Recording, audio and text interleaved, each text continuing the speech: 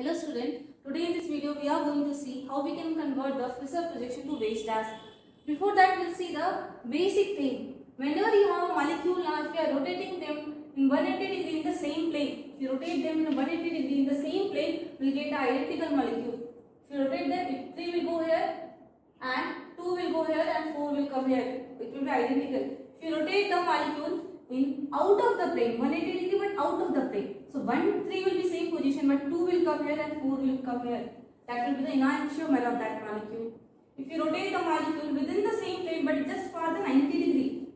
So 2 will come here, 3 will go here, 4 will come here and 1 will come here. That will be again an enantiomer. It is in Newman, this is called as Newman projection, this is called as Sawhorse. In Newman projection, this is called as eclipse form. We can draw the eclipse, just take the Y like this and next Y like this. This is called as eclipse form in the Sawhorse. It is a Newman projection having staggered form. So it will be, if we draw like this, it will call as staggered form of the Sawhorse. Let's come how we can convert the thing. Whenever you have a compounds in the Fisher projection, now if you have to go for the Weis dash, the molecule which is above and bottom in the Fisher projection now will take them in a same plane like this.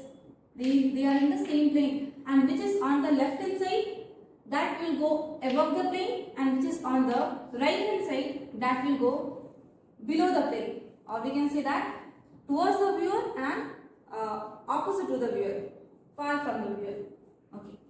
So take this example. What we'll do?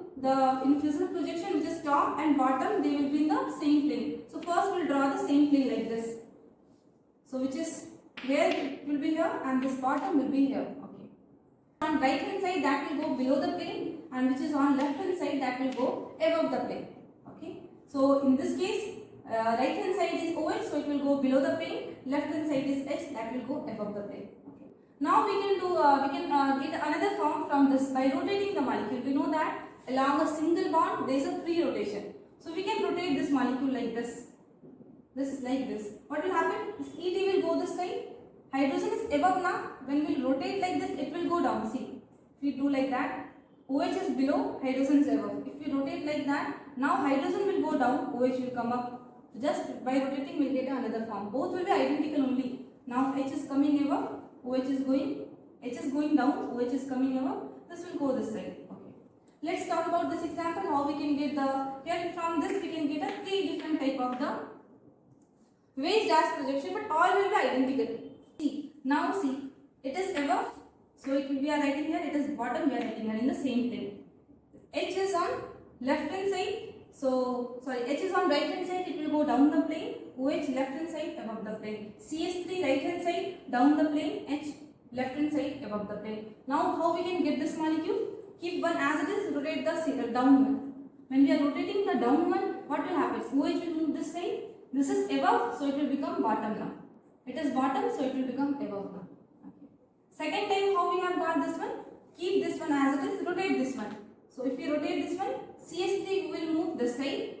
Hydrogen is bottom, so hydrogen will become top. OH is in top, so it will become bottom. So all these three are identical. All these three are the Fisher projection, Weis dash projection of this Fisher projection. Thank you.